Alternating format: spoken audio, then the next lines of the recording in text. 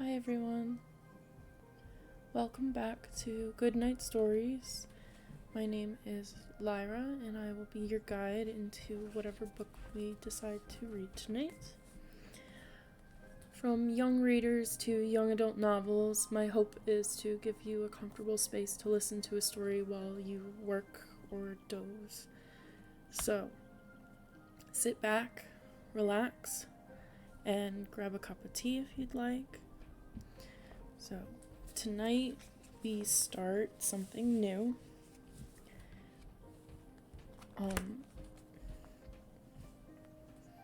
We're going to start Katherine Paterson's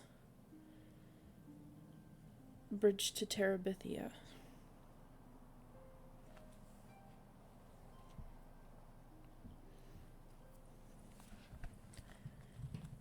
Chapter 1. Jesse Oliver Aarons, Jr. Barum, barum, barum, baripity, baripity, baripity, baripity. Good.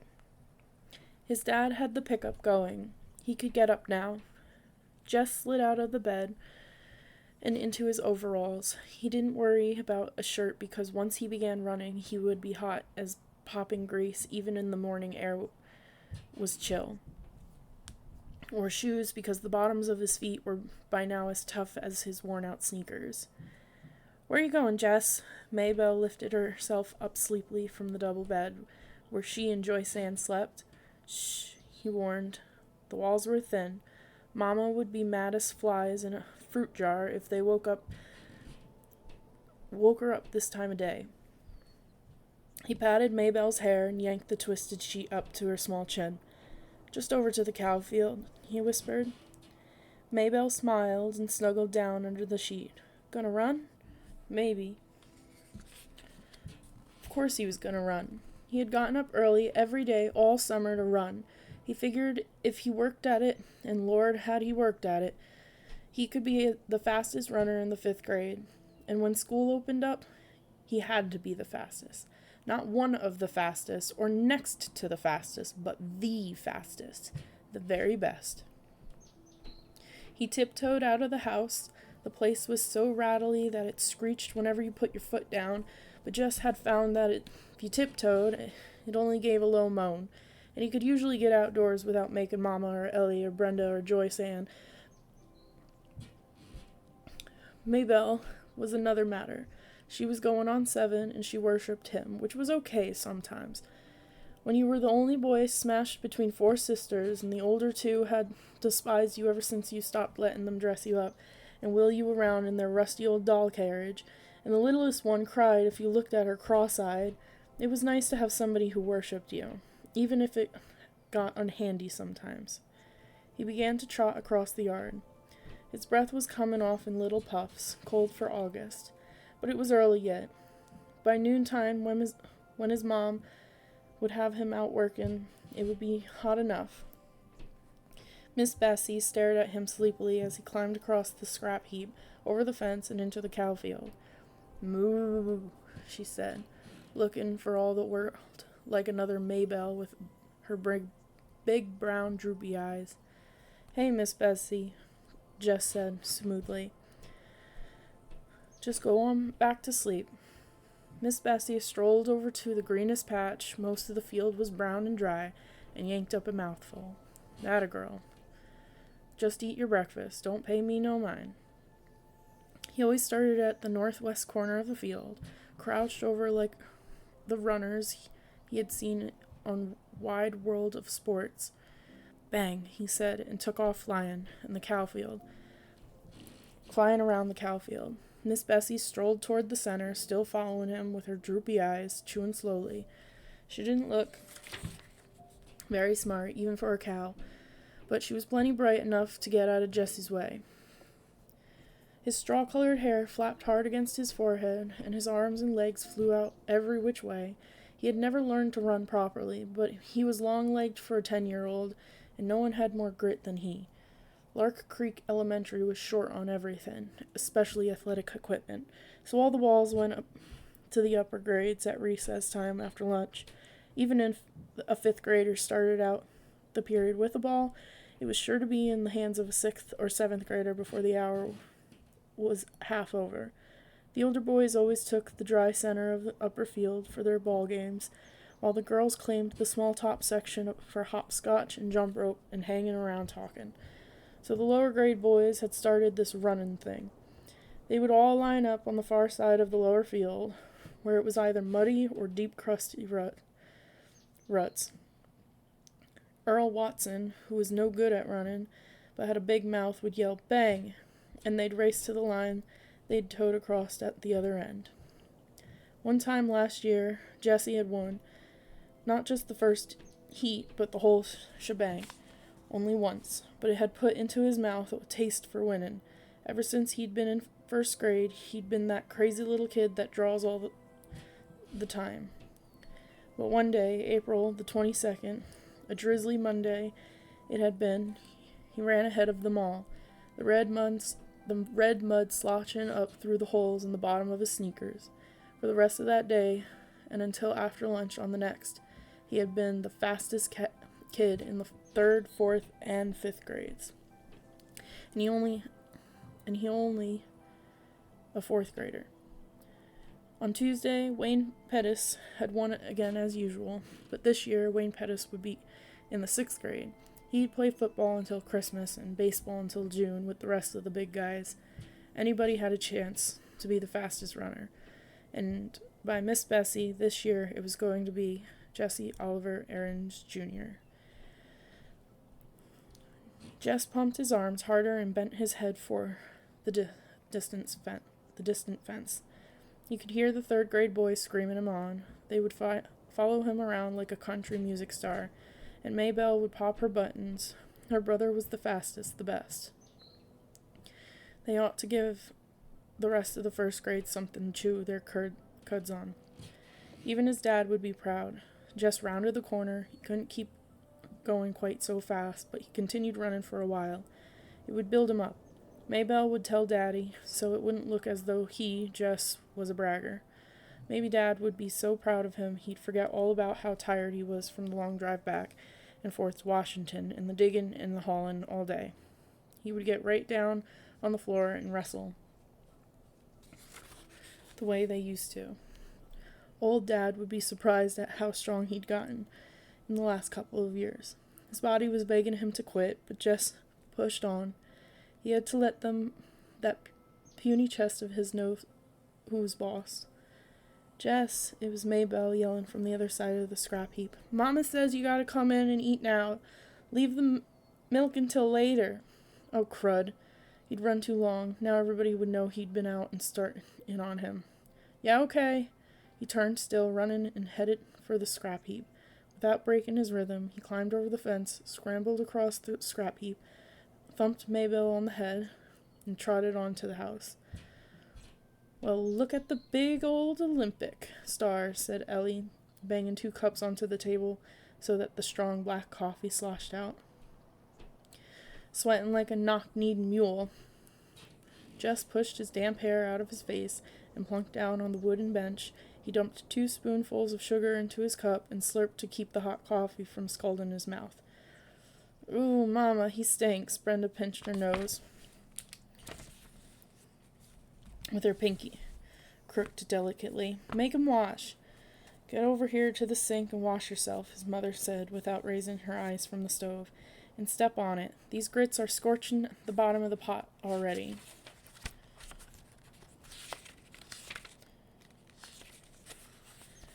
Mama, not again, Brenda whined. Lord, he was tired. There wasn't a muscle in his body that didn't ache. You heard what Mama said, Ellie yelled at his back. I can't stand it, Mama, Brenda again. Make him get his smelly self off this bench. Jess put his cheek down on the bare wood of the tabletop. Jessie! His mother was looking now. And put on a shirt. Yes'm. He dragged himself to the sink. The water he flipped on his face and up his arms prickled like ice. His hot skin crawled under the cold drops. Maybelle was standing in the kitchen door watching him. Get me a shirt, Maybelle. She looked as if her mouth was set to say no, but instead she said, You shouldn't ought to beat me in the head, and went off obediently to fetch his t-shirt. Good old Maybelle. Joyce Ann would have been screaming yet from that little tap. 4-year-olds were a pure pain. I got plenty of chores needs doing around here this morning, his mother announced as they were finishing the grits and the red gravy. His mother was from Georgia and still cooked like it. Oh, Mama, Ellie and Brenda squawked in concert. These girls could get out of work faster than grasshoppers could slip through your fingers. Mama, you promised me and Brenda we could go to Millsburg for school shopping. You ain't got no money for school shopping. Mama, we're just gonna look around. Lordy wished Brenda would stop whining so. Christmas, you don't want us to have no fun at all. Any fun, Ellie corrected her primly. Oh, shut up. Ellie ignored her. Miss Timmins is coming by to pick us up. I told Lolly Sunday you said it was okay. I feel dumb calling her and saying you changed your mind. Oh, all right, but I ain't got no money to give you. Any money, something whispered inside Jessie's head. I know, Mama. We'll just take the $5 Daddy promised us. No more than that. What $5? Oh, Mama, you remember? Ellie's voice was sweeter than a melted Mars bar. Daddy said last week we girls were going to have something for school.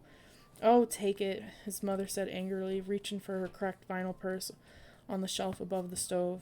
She counted out 5 wrinkled bills. Mama, Brenda was starting again. Can't we have just one more, so it'll be 3 each? No. Mama, you can't buy nothing for $2.50. Just one little pack of notebook paper going up to the... No. Ellie got up noisily and began to clear the table. Your turn to wash, Brenda, she said loudly. Aw, Ellie. Ellie jabbed her with a spoon. Jessie saw that look. Brenda shut up with her wine halfway out of her rose-luster lipsticked mouth. She wasn't as smart as Ellie, but even she knew not to push Mama too far, which left Jessie to do the work as usual. Mama never sent the babies out to help, although if he worked it right, he could usually get Maybelle to do something. He put his head down on the table. The running had done him in this morning. Through his top ear came the sound of the Timmins' old Buick. Wants oil, his daddy would say, and the happy buzz of voices outside the screen door as Ellie and Brenda squashed in among the 7 Timmins. All right, Jessie, get your lazy self off that bench. Miss Bessie's bag is probably dragging ground by now, and you still got beans to pick. Lazy. He was the lazy one. He gave his poor dead weight of a head 1 minute more on the tabletop. Jessie! Okay, Mama, I'm going. It was Maybelle who came to tell him in the bean patch that people were moving in to the old Perkins place down on the next farm. Jess wiped his hair out of his eyes and squinted. Sure enough, a U-Haul was parked right by the door, one of those big jointed ones. These people had a lot of junk, but they wouldn't last. The Perkins place was one of those ratty old country houses you moved into because you had no decent place to go, and moved out of as quickly as you could. He thought later how peculiar it was that here was probably the biggest thing in his life, and he had shrugged it off as nothing. The flies were buzzing around his sweating face and shoulders. He dropped the beans into the bucket and swatted with both hands. Get me a shirt, Maybelle. The flies were more important than any U-Haul. Maybelle jogged to the end of the row and picked up his t-shirt from where it had been discarded earlier. She walked back holding it with 2 fingers way out in front of her. Ooh, it stinks, she said, just as Brenda would have. Shut up, he said, and grabbed the shirt away from her. Chapter 2. Leslie Burke. Ellie and Brenda weren't back by 7. Jess had finished all the picking and helped his mother can the beans. She never canned except when it was scalding hot anyhow, and all the boiling turned the kitchen into some kind of hellhole. Of course, her temper had been terrible, and she had screamed at Jess all afternoon and was now too tired to fix any supper. Jess made peanut butter sandwiches for the little girls and himself, and because the kitchen was still too hot and almost nauseatingly full of bean smell, the 3 of them went outside to eat. The U-Haul was still out by the Perkins place. He couldn't see anybody moving outside, so they must have finished unloading. I hope they have a girl, 6 or 7, said Maybelle. I need someone to play with. You got Joyce Ann. I hate Joyce Ann. She's nothing but a baby. Joyce Ann's lip went out. They both watched it tremble. Then her pudgy body shuddered. She let out a great cry. Who's teasing the baby? His mother yelled out the screen door. Jess sighed and poked the last bit of his sandwich into Joyce Ann's open mouth. Her eyes went wide, and she clamped her jaws down on the unexpected gift. Now maybe he could have some peace. He closed the screen door gently as he entered and slipped past his mother, who was rocking herself in the kitchen chair watching TV. In the room he shared with the little ones, he dug under his mattress and pulled out his pad and pencils. Then, stomach down on the bed, he began to draw. Jess drew the way some people drink whiskey. The piece would start at the top of his muddled brain and seep down through his tired and tensed body. Lord, he loved to draw. Animals mostly. Not regular animals like Miss Bessie or the chickens, but crazy animals with problems. For some reason he liked to put his beasts into impossible fixes. This one was a hippopotamus, just leaving the edge of the cliff, turning over and over. You could tell by the curving lines in the air toward the sea below, where surprised fish were leaping goggle-eyed out of the water.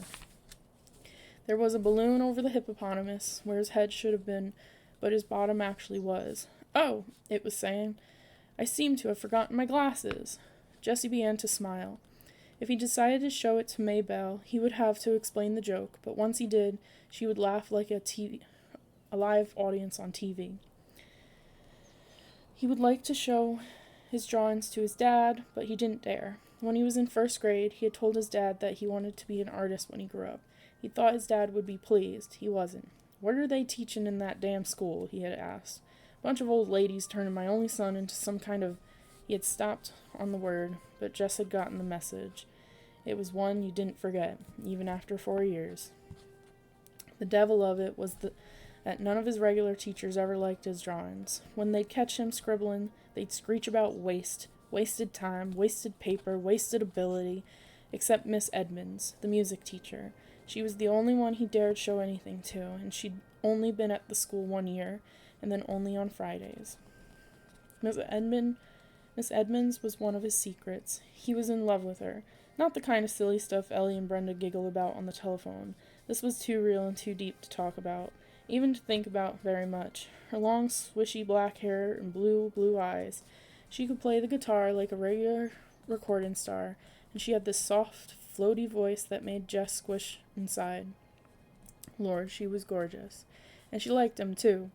One day last winter, he had given her one of his pictures, just shoved it into her hand after class and ran. The next Friday she had asked him to stay a minute after class. She said he was unusually talented, and she hoped he wouldn't let anyone discourage him, but would keep it up. That meant Jess believed that she thought he was the best. It was not the kind of best that counted either at school or at home, but in the genuine kind of best. He kept the knowledge of it buried inside himself like a pirate treasure. He was rich, very rich, but no one could know about it for now except his fellow outlaw, Julia Edmonds. "Sounds like some kind of hippie," his mother had said when Brenda, who had been in 7th grade last year, described Miss Edmonds to her. She probably was. Jess didn't argue that, but he saw her as a beautiful wild creature who had been caught for a moment in the dirty old cage of a schoolhouse, perhaps by mistake. But he hoped, he prayed, she'd never get loose and fly away. He managed to endure the whole boring week of school for that 1/2 hour on Friday afternoons when they'd sit on the worn-out rug on the floor of the teacher's room. There was no place else in the building for Miss Edmonds to spread out all her stuff and sing songs like "My Beautiful Balloon," "This Land Is Your Land," "Free to be you and me," blowing in the wind, and because Mr. Turner, the principal, insisted, "God bless America." Miss Edmonds would play her guitar and let the kids take turns on the auto harp, the triangles, cymbals, tambourines, and bongo drum. Lord, could they ever make a racket? All the teachers hated Fridays, and a lot of the kids pretended to. But Jess knew what fakes they were, sniffing hippie and peacenik, even though the Vietnam War was over, and it was supposed to be okay again to like peace. The kids would make fun of Miss Edmonds' lack of lipstick or the cut of her jeans.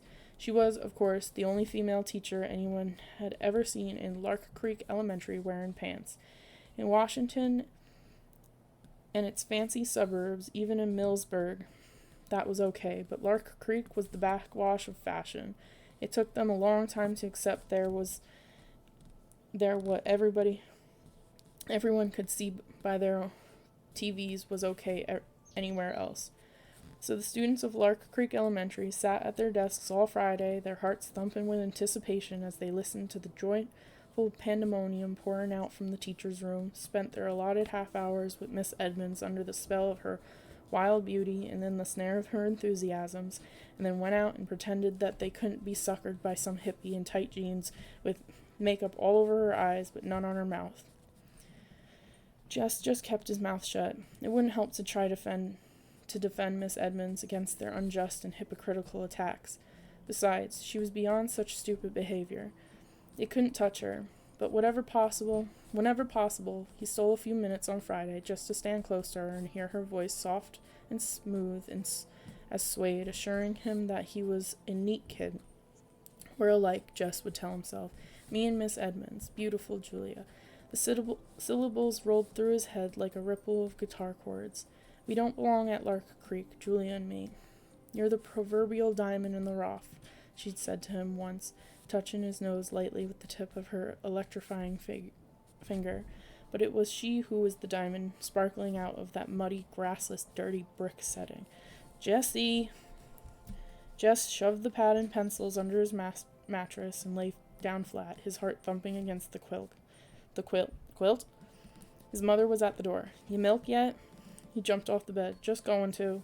He dodged around her and out, grabbing the pail from beside the sink and the stool from beside the door, before she could ask him what he had been up to. Lights were winking out from all 3 floors of the old Perkins place. It was nearly dark. Miss Bessie's bag was tight, and she was fidgeting with discomfort. She should have been milked a couple of hours ago. He eased himself onto the stool and began to tug. The warm milk pinged into the pail. Down on the road, an occasional truck passed by with its dimmers on. His dad would be home soon, and so would those cagey girls who managed somehow to have all the fun and leave him and their mother with all the works. He wondered what they had bought with all their money. Lord, what he wouldn't give for a new pad of real art paper and a set of those marking pens, color pouring out onto the pages as fast as you could think. Not like stubby school crayons you had to press down on till somebody bitched about your breaking them. A car was turning in. It was the Timmons. The girls had beat Dad home. Jess could hear their happy calls as the car door slammed. Mama would fix them supper, and when he went in with the milk, he'd find them all laughing and chattering. Mama'd even forget she was tired and mad. He was the only one who had to take that stuff. Sometimes he felt so lonely among all these females. Even the one rooster had died, and they hadn't yet gotten another. With his father gone from sunup until way past dark, who was there to know how he felt? Weekends weren't any better. His dad was so tired from the wear and tear of the week and trying to catch up around the place that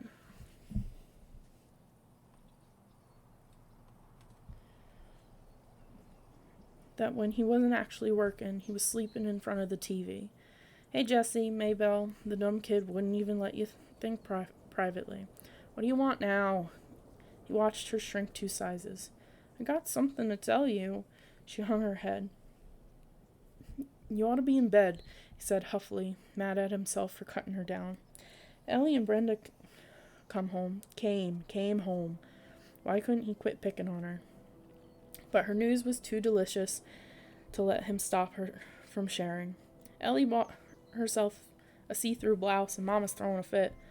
Good, he thought. That ain't nothing to cheer about, he said. Burrippity, burrippity, burrippity. Daddy! Maybelle screamed with delight and started running for the road. Jess watched his dad stop the truck, lean over to unlatch the door so Maybelle could climb in. He turned away. Darn lucky kid. She could run after him and grab him and kiss him. It made Jess ache inside to watch his dad grab the little ones to his shoulder or lean down and hug them. It seemed to him that he had been thought too big for that since the day he was born. What the pail was full When the pail was full, he gave Miss Bessie a pat to move her away. Putting the stool under his left arm, he carried the heavy pail carefully so none of the milk would slop out. "Mighty late with the milking, aren't you, son?" It was the only thing his father said directly to him all evening. The next morning, he almost didn't get up at the sound of the pickup. He could feel, even before he came fully awake, how tired he still was. But Maybelle was grinning at him, propped up on one elbow. "Ain't you gonna run?" she asked. "No," he said, shoving the sheet away. "I'm gonna fly." Because he was more tired than usual, he had to push himself harder. He pretended that Wayne Pettis was there, just ahead of him, and he had to keep up. His feet pounded the uneven ground, and he thrashed his arms harder and harder. He'd catch him. "Watch out, Wayne Pettis," he said between his teeth. "I'll get you. You can't beat me." "If you're so afraid of the cow," the voice said, "why don't you just climb the fence?" He paused in midair like a stop-action TV shot and turned, almost losing his balance, to face the questioner, who was sitting on the fence near the old Perkins place, dangling bare brown legs. The person had jaggedy brown hair cut close to its face and wore one of these blue undershirt-like tops with faded jeans cut off above the knees. He couldn't honestly tell whether it was a girl or a boy. Hi, he or she said, jerking his or her head toward the Perkins place. "We just moved in." Just stood there, staring. The person slid off the fence and came toward him. "I thought we might as well be friends," it said. "There's no one else close by." Girl, he decided. Definitely a girl, but he couldn't have said why he was suddenly sure. She was about his height, not quite, though. He was pleased to realize as she came nearer. "My name's Leslie Burke." She even had one of those dumb names that could go either way. But he was sure now that he was right. "What's the matter?" "Huh? Is something the matter?" "Yeah, no." He pointed his thumb in the direction of his own house, and then wiped his hair off his forehead. Jess errands. Too bad Maybelle's girl came in the wrong size." Well, he nodded at her. "See ya." He turned toward the house. No use trying to run any more this morning. Might as well milk Miss Bessie, and get that out of the way. "Hey!" Leslie was standing in the middle of the cow field, her head tilted and her hands on her hips. "Where are you going?" "I got work to do," he called back over his shoulder. When he came out later with the pail and stool, she was gone.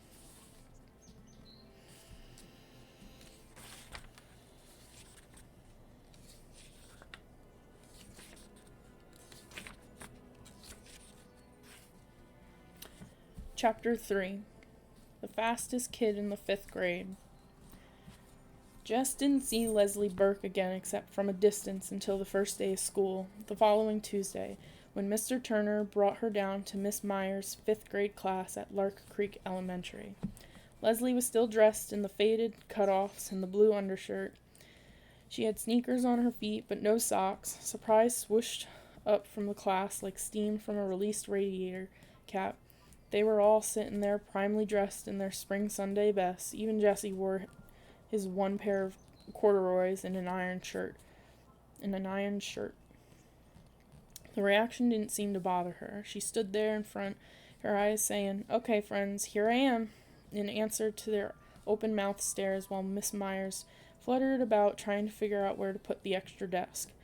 The room was a small basement one, and 5 rows of 6 desks already filled it more than comfortably. 31, Miss Myers kept mumbling over her double chin. 31. No one else has more than 29. So she finally decided to put the desk up against the side wall near the front. "Just there for now, Leslie. It's the best we can do for now.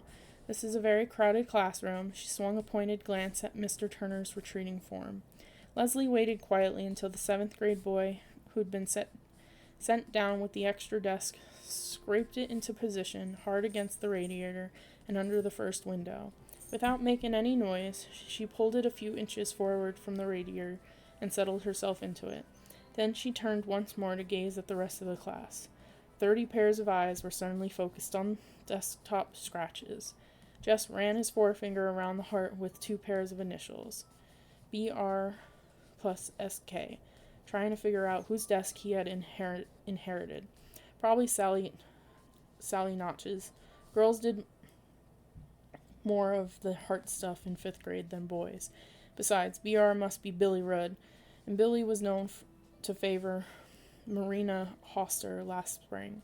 Of course, these initials might have been here longer than that, in which case, Jessie Aarons, Bobby Greggs, pass out the arithmetic books, please. On the last word, Miss Myers flashed her famous first day of school smile. It was said in the upper grades that Miss Myers had never been seen to smile except on the first and the last day of school. Jessie roused himself and went to the front. As he passed Leslie's desk, she grinned and rippled her fingers low in a kind of wave. He jerked a nod. He couldn't help feeling sorry for her. It must be embarrassing to sit in front when you find yourself dressed funny on the first day of school, and you don't know anybody. He slapped the book down as Miss Myers directed. Gary Fulcher grabbed his arm as he went by. "Gonna run today?" Jess nodded. Gary smirked. "He thinks he can beat me, the dumbhead." As the thought, something jiggled inside Jess. He knew he was better than he had been last spring. Fulcher might think he was going to be the best now that Wayne Pettis was in 6th, but he, Jess, planned to give old Fulcher a little surprise come noon. It was as though he had swallowed grasshoppers. He could hardly wait. Miss Myers handed out books almost as though she were President of the United States, dragging the distribution process out in senseless signings and ceremonies. It occurred to Jess that she, too, wished to postpone regular school as long as possible. When it wasn't his turn to pass out books, Jess sneaked out a piece of notebook paper and drew. He was toying with the idea of doing a whole book of drawings. He ought to choose one chief character and do a story about it. He scribbled several animals and tried to think of a name. A good title would get him started. The Haunted Hippo? He liked the ring of it. Herbie the Haunted Hippo? Even better. The Case of the Crooked Crocodile? Not bad. What you drawing? Gary Fulcher was leaning away over his desk. Jess covered the page with his arm. Nothing? Oh, come on, let me see. Jess shook his head. Gary reached down and tried to pull Jess's hand away from the paper. The Case of the Crooked... Come on, Jess, he whispered hoarsely. I ain't gonna hurt nothing. He yanked at Jess's thumb. Jess put both arms over the paper and brought his sneaker heel crashing down on Gary Fulcher's toe. Ow! Boys! Miss Myers' face had lost its lemon pie smile. He stomped on my toe. Take your seat, Gary. But sit down. Jessie Aarons, one more peep from your direction and you can spend recess in here, copying the dictionary. Jess's face was burning. He slid the notebook paper back under his desktop and put his head down. A whole year of this. 8 more years of this. He wasn't sure he could stand it. The children ate lunch at their desks. The county had been promising Lark Creek a lunchroom for 20 years, but there never seemed to be enough money. Jess had been so careful not to lose his recess time that even now he chewed his bologna sandwich with his lips tight shut and his eyes on the initial heart. Around him conversations buzzed. They were not supposed to talk during lunch, but it was the first day, and even Monster Mouth Myers shot fewer flames on the first day. She's eating clabber 2 seats up from where he sat. Mary Lou Peoples was at work being the second snottiest girl in the 5th grade. Yogurt, stupid. Don't you watch TV? This was from Wanda K. Moore, the snottiest, who sat immediately in front of Jess. Yuck. Lord, why couldn't they leave people in peace? Why shouldn't Leslie Burke eat anything she done please? He forgot that he was trying to eat carefully and took a loud slurp of his milk. Wanda Moore turned around all brisk-faced. Jessie Aarons, that noise is pure repulsive. He glared at her hard and gave another slurp. You are disgusting. Ring the recess bell. With a yelp, the boys were pushing for first place at the door. The boys will all sit down, oh Lord, while the girls line up to go out to the playground. Ladies first. The boys quivered on the edge of their seats like moths fighting to be freed of cocoons. Would she never let them go? All right, now if you boys... They didn't give her a chance to change her mind. They were halfway to the end of the field before she could finish her sentence. The first 2 out began dragging their toes to make the finish line. The ground was rutted from past rains, but had hardened in the late summer drought, so they had to give up on sneaker toes and draw the line with a stick. The 5th grade boys, bursting with new importance, ordered the 4th graders this way and that, while the smaller boys tried to include themselves without being conspicuous. "How many of you guys gonna run?" Gary Fulcher demanded. Me, everyone yelled. "That's too many. No 1st, 2nd, or 3rd graders, except maybe the Butcher cousins and Timmy Vogue. The rest of you will just be in the way." Shoulders sagged, but the little boys backed away obediently. "Okay, that leaves 26. 27? Stand still. 28? You get 28, Greg?" Fulcher asked Greg Williams, his shadow. "Right, 28. Okay, now we'll have eliminations like always. Count off by 4s. Then we'll run all the 1s together, then the 2s. We know. Everyone was impatient with Gary, who was trying for all the world to sound like this year's Wayne Pettis. Jess was a 4, which suited him well enough. He was impatient to run, but he really didn't mind having a chance to see how the others were doing since spring. Fulcher was 1, of course, having started everything with himself. Jesse grinned at Fulcher's back and stuck his hands into the pockets of his corduroys, wriggling his right forefinger through the hole. Gary won the first heat easily and had plenty of breath left to boss the organizing of the second. A few of the younger boys drifted off to play King of the Mountain on the slope between the upper and lower fields. Out of the corner of his eyes, Jess saw someone coming down from the upper field. He turned his back and pretended to concentrate on Fulcher's high-pitched commands. "Hi," Leslie Burke had come up beside him. He shifted slightly away. Aren't you running?" "Later."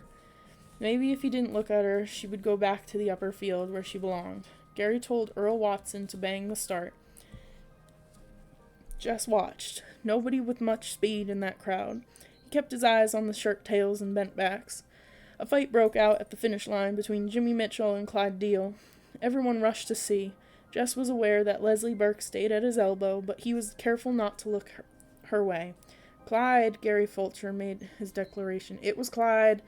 "It was a tie, Fulcher," a 4th grader protested. "I was standing right here, Clyde Deal." Jimmy Mitchell's jaw was set. "I won, Fulcher. You couldn't even see from way back there." "It was Deal." Gary ignored the protests. "We're wasting time. All 3s line up, right now." Jimmy's fists went up. "Ain't fair, Fulcher." Gary turned his back and headed for the starting line. "Oh, let 'em both run in the finals. What's it gonna hurt?" Jess said loudly. Gary stopped walking and wheeled to face him. Fulcher glared first at Jess, and then at Leslie Burke. "Next thing," he said, his voice dripping with sarcasm, "next thing you're gonna want to let some girl run."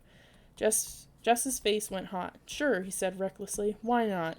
He turned deliberately toward Leslie. "Want to run?" he asked. "Sure," she was grinning. "Why not?" "You ain't scared to let a girl race you, Fulcher?" For a minute, he thought Gary was going to sock him, and he stiffened. But he mustn't let Fulcher suspect that he was scared of a little belt in the mouth. But instead, Gary broke into a trot and started bossing the 3s into line for their heat. "You can run with the 4s, Leslie," he said it loudly enough to make sure Fulcher could hear him, and then concentrated on the runners. "See," he told himself, "you can stand up to the creep like Fulcher, no sweat." Bobby Miller won the 3s easily. He was the best of the 4th graders, almost as fast as Fulcher, but not as good as me, Jess thought. He was beginning to get really excited now. There wasn't anybody in the 4s who could give him much of a race. Still, it would be better to give Fulcher a scare by running well in the heat. Leslie lined up beside him on the right. He moved a tiny bit to the left, but she didn't seem to notice. At the bang, Jess shot forward. It felt good. Even the rough ground against the bottom of his worn sneakers, he was pumping good. He could almost smell Gary Fulcher's surprise at his improvement. The crowd was noisier than they'd been during the other heats. Maybe they were all noticing. He wanted to look back and see where the others were, but he resisted the temptation. It would seem conceited to look back. He concentrated on the line ahead. It was nearing with every step. "Oh, Miss Bessie, if you could see me now." He felt it before he saw it. Someone was moving up. He automatically pumped harder. Then the shape was there in the sideways vision. Then suddenly pulling ahead, he forced himself now. His breath was choking him, and the sweat was in his eyes. but he saw the figure anyhow. The faded cut-offs crossed the line a full 3 feet ahead of him. Leslie turned to face him with a wide smile on her tanned face. He stumbled and without a word began half walking, half trotting over to the starting line. This was the day he was going to be champion, the best runner of the 4th and 5th grades, and he hadn't even won his heat.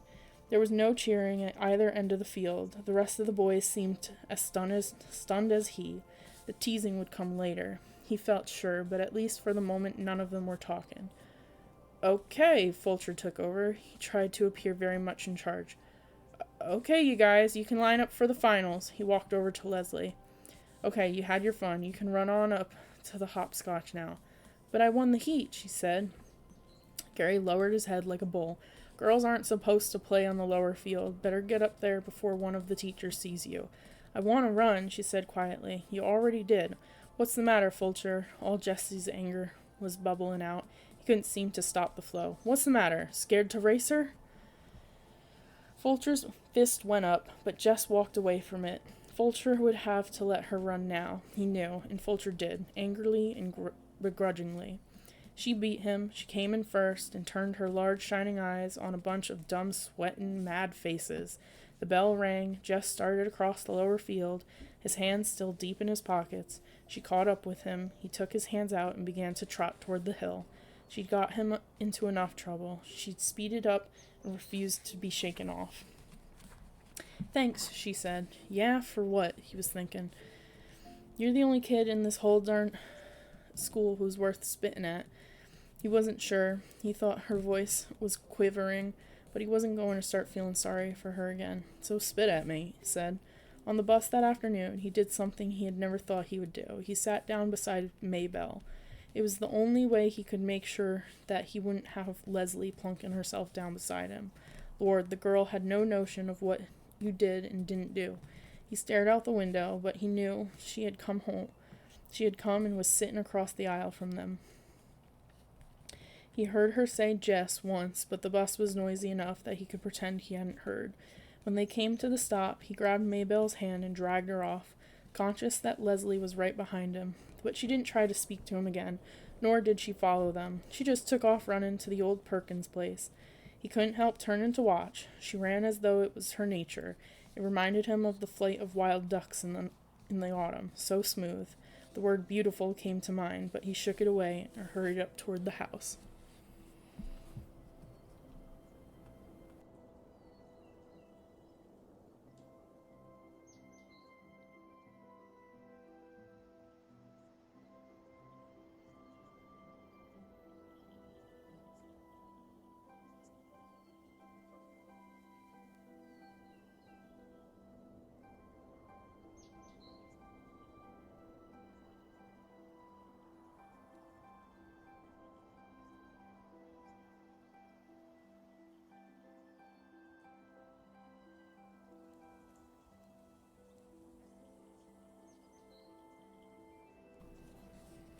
Chapter 4.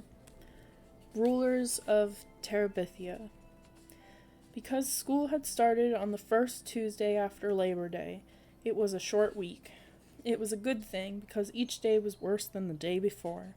Leslie continued to join the boys at recess, and every day she won.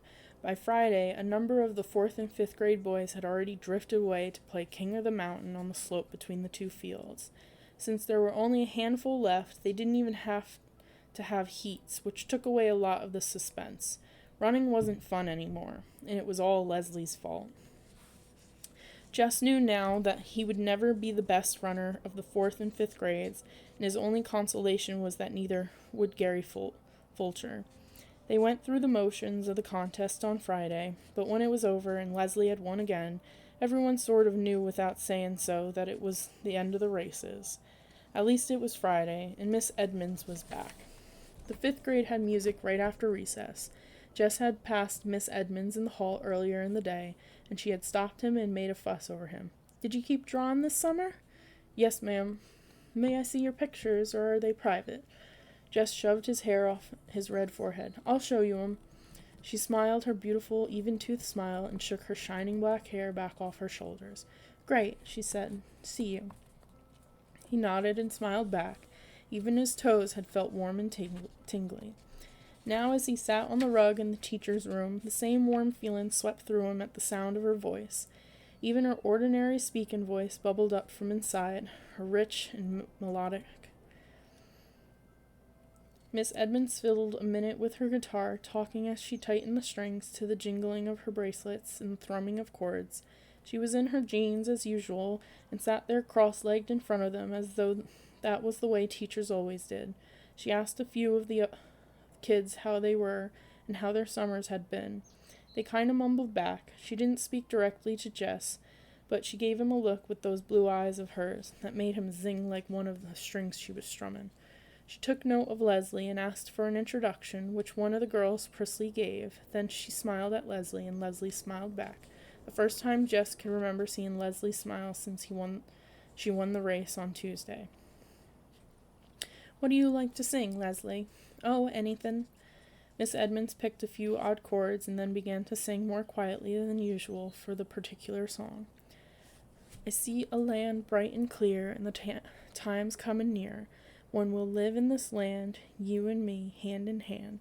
People began to join in, quietly at first to match her mood, but as the song built up at the end, their voices did as well, so that by the time they got to the final "free to be you and me," the whole school could hear them. Caught in the pure delight of it, Jess turned and his eyes met Leslie's. He smiled at her. What the heck? There wasn't any reason he couldn't. What was he scared of anyhow? Lord. Sometimes he acted like the original yellow-bellied sapsucker. He nodded and smiled again. She smiled back. He felt there in the teacher's room that it was the beginning of a new season in his life, and he chose deliberately to make it so. He did not have to make any announcements to Leslie that he had changed his mind about her. She already knew it. She plunked herself down beside him on the bus and squeezed over closer to him to make room for Maybelle on the same seat. She talked about Arlington, about the huge suburban school she used to go to with its gorgeous music room, but not a single teacher in it as beautiful or as nice as Miss Edmonds. "You had a gym?" "Yeah, I think all the schools did, or most of them anyway." She sighed. "I really miss it. I'm pretty good at gymnastics. I guess you hate it here." "Yeah." She was quiet for a moment, thinking. Jessie decided about her former school, which he saw as bright and new, with a gleaming gymnasium larger than the one at the Consolidated High School. "I guess you had a lot of friends there, too." "Yeah. Why'd you come here?" "My parents are reassessing their value structure." "Huh?" "They decided they were too hooked on money and success, so they bought that old farm, and they're going to farm it, and think about what's important." Jess was staring at her with his mouth open. He knew it, and he couldn't help himself. It was the most ridiculous thing he had ever heard. "But you're the one that's got to pay?" "Yeah. Why don't they think about you?" "We talked it over," she explained patiently. "I wanted to come too." She looked past him out of the window. "You never know ahead of time what something's really going to be like." The bus had stopped. Leslie took Maybelle's hand and led her off. Jess followed, still trying to figure out why two grown people and a smart girl like Leslie wanted to leave a comfortable life in the suburbs for a place like this. They watched the bus roar off. "You can't make a go of a farm nowadays, you know," he said finally. "My dad has to go to Washington to work, or we wouldn't have enough money. Money is not the problem." "Sure it's the problem. I mean," she said stiffly, "not for us." It took him a minute to catch on. He did not know people for whom money was not the problem. Oh, he tried to remember not to talk about money with her after that. But Leslie had other problems at Lark Creek that caused more of a rumpus than lack of money. There was the matter of television. It started with Miss Myers reading out loud a composition that Leslie had written about her hobby. Everyone had to write a paper about his or her favorite hobby. Jess had written about football, which he really hated, but he had enough brains to know that if he said drawing, everyone would laugh at him. Most of the boys swore that watching football on TV was their favorite hobby. The girls were divided. Those who didn't care much about what Miss Myers thought chose watching game shows on TV, and those like Wanda K. Moore, who were still aiming for A's chose reading good books, but Miss Myers didn't read anyone's paper out loud except Leslie's. I want to read this composition aloud for 2 reasons. 1, it is beautifully written, and 2, it tells about an unusual hobby for a girl. Miss Myers beamed her first day smile at Leslie. Leslie stared at her desk. Being Miss Myers' pet was pure poison at Lark Creek. Scuba Diving by Leslie Burke. Miss Myers' sharp voice cut Leslie's sentences into funny little phrases, but even so, the power of Leslie's words drew Jess with her under the dark water. Suddenly, he could hardly breathe. Suppose you went under and your mask filled all up with water and you couldn't get to the top in time. He was choking and sweating. He tried to push down his panic. This was Leslie Burke's favorite hobby. Nobody would make up scuba diving to be their favorite hobby if it wasn't so. That meant Leslie did it a lot. That she wasn't scared of going deep, deep down in a world of no air and little light. Lord, he was such a coward. How could he be all in a tremble just listening to Miss Myers read about it? He was worse a baby than Joyce Ann. His dad expected him to be a man, and here he was letting some girl who wasn't even 10 yet scare the liver out of him by just telling what it was like to sightsee underwater. Dumb, dumb, dumb. I am sure, Miss Myers was saying, that all of you were as impressed as I was with Leslie's exciting essay. Impressed? Lord, he'd nearly drowned. In the classroom, there was a shuffling of feet and papers. Now I want to give you a homework assignment, muffled groans, that I'm sure you'll enjoy, mumblings of unbelief. Tonight on Channel 7 at 8 p.m., there is going to be a special about a famous underwater explorer, Jacques Cousteau. I want everyone to watch, then write 1 page telling what you learned. A whole page? Yes. Does spelling count? Doesn't spelling always count, Gary? Both sides of the paper? 1 side will be enough, Wanda Kay, but I will give extra credit to those who do extra work. Wanda Kay smiled primly. She could already see 10 pages taking shape in her pointy head. Miss Myers? Yes, Leslie. Lord, Miss Myers was liable to crack her face if she kept up smiling like that. What if you can't watch the program? You inform your parents that it is a homework assignment. I am sure they will not object. What if... Leslie's voice faltered, then she shook her head and cleared her throat so the words came out stronger. What if you don't have a television set? Lord, Leslie, don't say that. You can always watch on mine. But it was too late to save her. The hissing sounds of disbelief were already building in a rumbling of contempt. Miss Myers blinked her eyes. Well, she blinked some more. You could tell she was trying to figure out how to save Leslie, too. Well, in that case, one could write a 1-page composition on something else. Couldn't one, Leslie? She tried to smile across the classroom upheaval to Leslie, but it was no use. Class, class, class! Her Leslie smile shifted suddenly and ominously into a scowl that silenced the storm. She handed out dittoed sheets of arithmetic problems. Jessie stole a look at Leslie. Her face bent low over the math sheet, was red and fierce. At recess time, when he was playing King of the Mountain, he could see that Leslie was surrounded by a group of girls led by Wanda Kay. He couldn't hear what they were saying, but he could tell by the proud way Leslie was throwing her head back that the others were making fun of her. Greg Williams grabbed them then, and while they wrestled, Leslie disappeared. It was none of his business, really, but he threw Greg down the hill as hard as he could and yelled to no one in particular, "Gotta go." He stationed himself across from the girls' room. Leslie came out in a few minutes. He could tell she had been crying. "Hey, Leslie," he called softly. "Go away." She turned abruptly and headed the other way in a fast walk.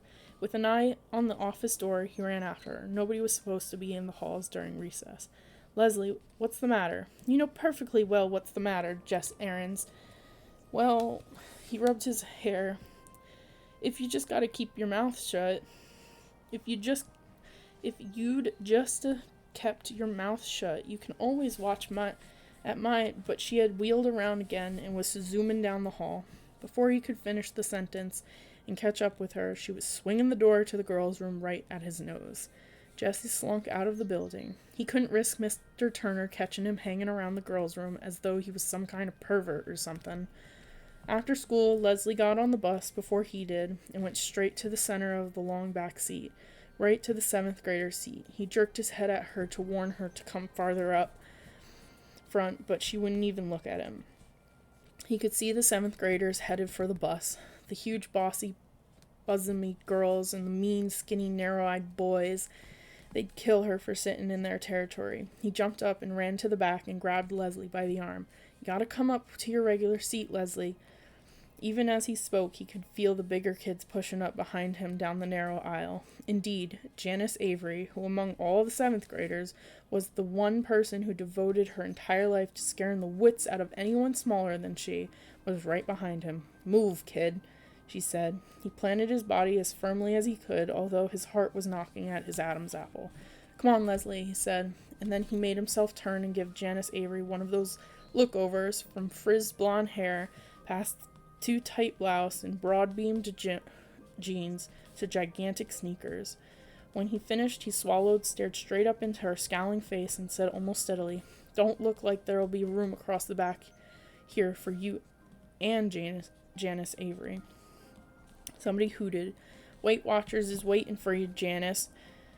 Janice's eyes were hate-mad, but she moved aside for Jess and Leslie to make their way past her to the regular seat. Leslie glanced back as they sat down and then leaned over. "She's going to get you for that, Jess. Boy, she is mad." Jess warmed to the tone of respect in Leslie's voice, but he didn't dare look back.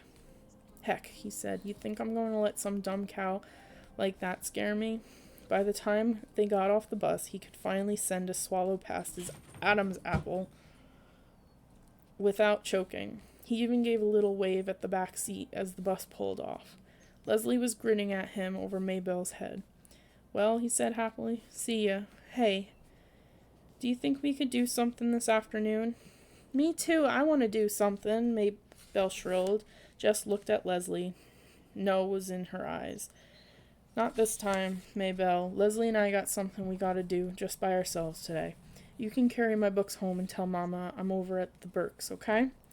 You ain't got nothing to do. You ain't even planned nothing." Leslie came and leaned over Maybelle, putting her hand on the little girl's thin shoulder. "Maybelle, would you like some new paper dolls?" Maybelle slid her eyes around suspiciously. "What kind?" "Life in colonial America." Maybelle shook her head. "I want Bride or Miss America. You can pretend these are Bride paper dolls. They have lots of beautiful long dresses." "What's the matter with them?" "Nothing. They're brand new. How come you don't want them if they're so great? When you're my age," Leslie gave a little sigh, "you just don't want to play with paper dolls anymore. My grandmother sent me these. You know how it is. Grandmothers just forget you're growing up." Maybelle's one living grandmother was in Georgia and never sent her anything. "You already punched 'em out?" "No, honestly. And all the clothes punched out, too. You don't have to use scissors." They could see she was weakening. "How about," Jess began, "you coming down and taking a look at 'em? If they suit you, you could take 'em along home when you go tell Mama where I am." After they had watched Maybelle tearing up the hill, clutching her new treasures, Jess and Leslie turned and ran over the empty field behind the old Perkins place and down to the dry creek bed that separated farmland from woods. There was an old crab apple tree there, just at the bank of the creek bed, from which someone long forgotten had hung a rope. They took turns swinging across the gully on the rope. It was a glorious autumn day, and if you looked up as you swung, it gave you the feeling of floating. Jess leaned back and drank in the rich, clear color of the sky. He was drifting like a fat, white, lazy cloud back and forth across the blue. "Do you know what we need?" Leslie called to him, intoxicated as he was with the heavens. He couldn't imagine needing anything on earth. "We need a place," she said, "just for us. It would be so secret that we would never tell anyone in the whole world about it." Jess came swinging back and dragged his feet to the stop. She lowered her voice almost to a whisper. "It might be a whole secret country," she continued, "and you and I would be the rulers of it." Her words stirred inside him. He'd like to be a ruler of something, even something that wasn't real. "Okay," he said. "Where could we have it?" Over there in the woods, where nobody would come and mess it up. There were parts of the woods that Jess did not like, dark places where it was almost like being underwater, but he didn't say so. I know, she was getting excited. It could be a magic country like Narnia, and the only way you can get in is by swinging across on this enchanted rope. Her eyes were bright. She grabbed the rope. Come on, she said. Let's find a place to build our castle stronghold. They had gone only a few yards into the woods beyond the creek bed when Leslie stopped. How about right here?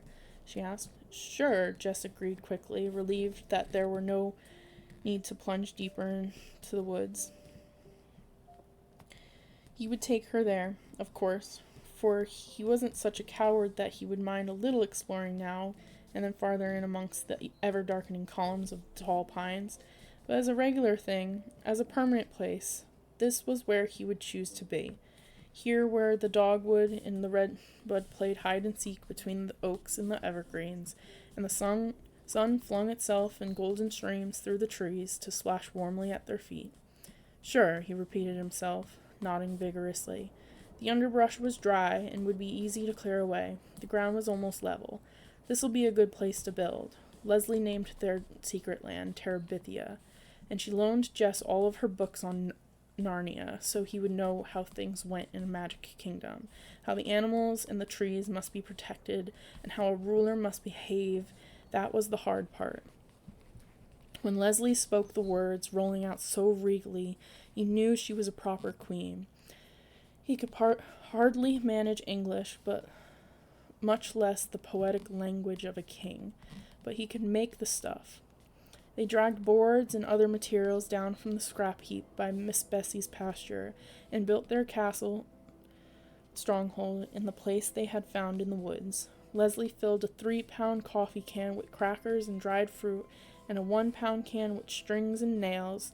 They found 5 old Pepsi bottles, which they washed and filled with water, in case, as Leslie said, of siege. Like God in the Bible, they looked at what they had made and found it very good. You should draw a picture of Terabithia for us to hang in the castle, Leslie said. I can't. How could he explain it in a way Leslie would understand? How he yearned to reach out and capture the quivering life about him, and how when he tried, it slipped past his fingertips, leaving a dry fossil upon the page. I just can't get the poetry of the trees, he said. She nodded. Don't worry, she said. You will someday.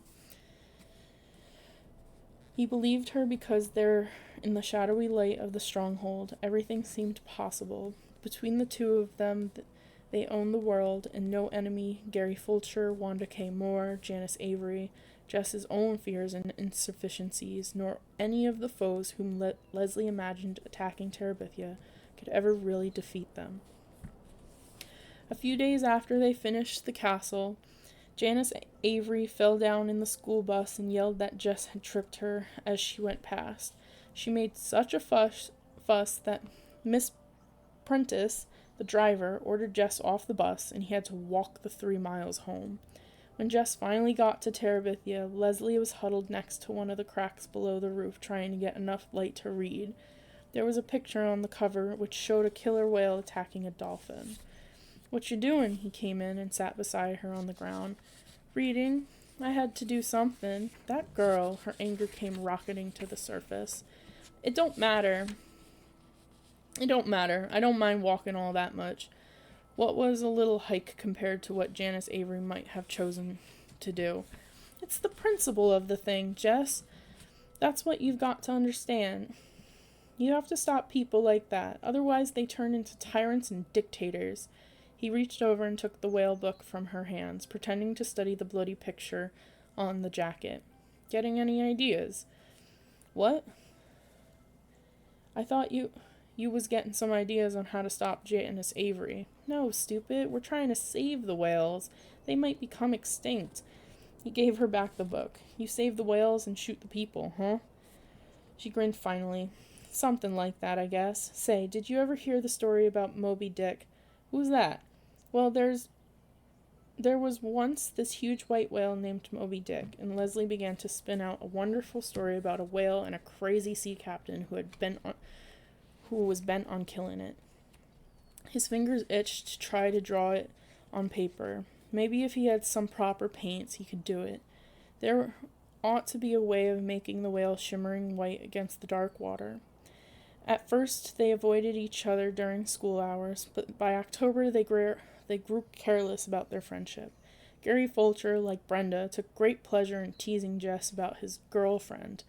It hardly bothered Jess. He knew that a girlfriend was somebody who chased you on the playground and tried to grab you and kiss you. He could no more imagine Leslie chasing a boy than he could imagine Miss Double-Chinned Myers shining up to the flagpole. Gary Fulcher could go to you-know-where and warm his toes. There was really no free time at school except recess, and now that there were no races, Jess and Leslie usually looked for a quiet place on the field and sat and talked. Except for the magic half hour on Fridays, recess was all that Jess looked forward to at school. Leslie could always come up with something funny that made the long days bearable. Often the joke was on Miss Myers. Leslie was one of those people who sat quietly at her desk, never whispering or daydreaming or chewing gum, doing beautiful schoolwork, and yet her brain was so full of mischief that if the teacher could have once seen through that mask of perfection, she would have thrown her out in horror. Jess could hardly keep a straight face in class, just trying to imagine what might be going on behind that angelic look of Leslie's. One whole morning, as Leslie had related it at recess, she had spent imagining Miss Myers on one of those fat farms down in Arizona. In her fantasy, Miss Myers was one of the foodaholics who would hide bits of candy bars in odd places, up the hot water faucet, only to be found out and publicly humiliated before all the other fat ladies. That afternoon, Jess kept having visions of Miss Myers dressed only in a pink corset being weighed in. "You've been cheating again, Gussie," the tall, skinny directress was saying. Miss Myers was on the verge of tears. "Jessie Aarons," the teacher's sharp voice punctuated his daydreams. He couldn't look Miss Myers straight in her pudgy face. He'd crack up. He set his sight on her uneven hemline. "Yes, ma'am." He was going to have to get coaching from Leslie. Miss Myers always caught him when his mind was on vacation, but she never seemed to suspect Leslie of not paying attention. He sneaked a glance up that way. Leslie was totally absorbed in her geography book, or so it would appear to anyone who didn't know. Terabithia was cold in November. They didn't dare build a fire in the castle, though sometimes they would build one outside and huddle around it. For a while, Leslie had been able to keep 2 sleeping bags in the stronghold, but around the 1st of December, her father noticed their absence, and she had to take them back. Actually, Jess made her take them back. It was not that he was afraid of the Burkes exactly. Leslie's parents were young, with straight white teeth and lots of hair, both of them. Leslie called them Judy and Bill, which bothered Jessie more than he wanted it to. It was none of his business what Leslie called her parents, but he just couldn't get used to it. Both of the Burkes were writers. Miss Burke wrote novels, and according to Leslie, was more famous than Mr. Burke, who wrote about politics. It was really something to see the shelf that had their books on it. Miss Burke was Judith Hancock on the cover, which threw you at first, but then, if you looked on the back, there was her picture, looking very young and serious. Mr. Burke was going back and forth to Washington to finish a book he was working on with someone else, but he had promised Leslie that after Christmas he would stay home and fix up the house and plant his garden and listen to music and read books out loud and write only in his spare time. They didn't look like Jess's idea of rich, but even he could tell that the jeans they wore had not come off the counter at Newberry's. There was no TV at the Burkes, but there were mountains of records and a stereo set that looked like something off Star Trek. And although their car was small and dusty, it was Italian and looked expensive too. They were always nice to Jess when he went over, but then they would suddenly begin talking about French politics or string quartets, which at first he thought was a square box made out of string, or how to save the timber wolves or redwoods or singing whales, and he was scared to open his mouth and show once and for all how dumb he was. He wasn't comfortable having Leslie at his house either. Joyce Ann would stare, her index finger pulling down her mouth and making her drool. Brenda and Ellie always managed some remark about girlfriend, His mother acted stiff and funny just the way she did when she had to go up to school about something. Later she would refer to Leslie's tacky clothes. Leslie always wore pants, even to school. Her hair was shorter than a boy's. Her parents were hardly more than hippies. Maybelle either tried to push in with him and Leslie or sulked at being left out.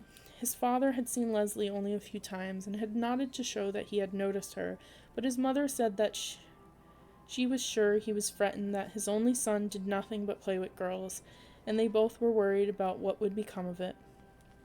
Jess didn't concern himself with what would become of it. For the first time in his life, he got up every morning with something to look forward to. Leslie was more than his friend. She was his other, more exciting self, his way to Terabithia and all the worlds beyond.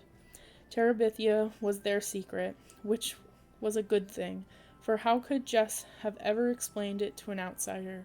Just walking down the hill toward the woods made something warm and liquid steal through his body.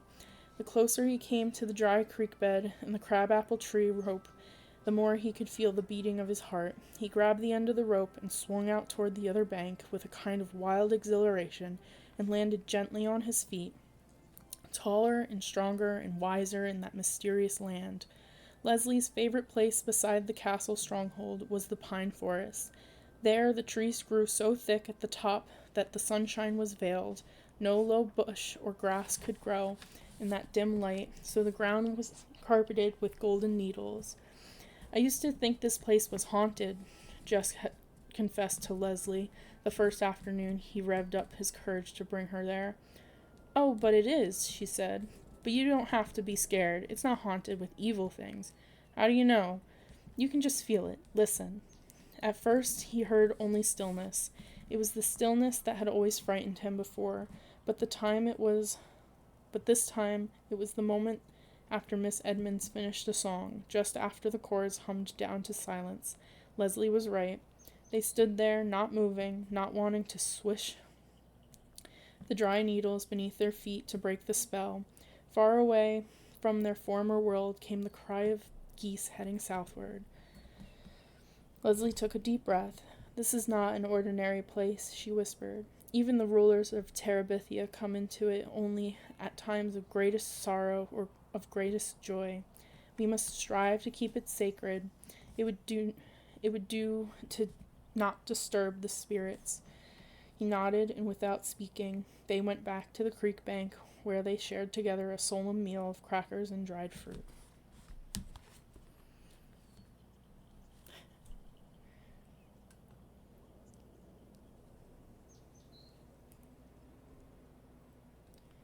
And that's where we'll stop for the night. I hope everyone enjoyed listening, and I hope you have a good evening and a good night. So, till next time, my friends, take care and stay imaginative.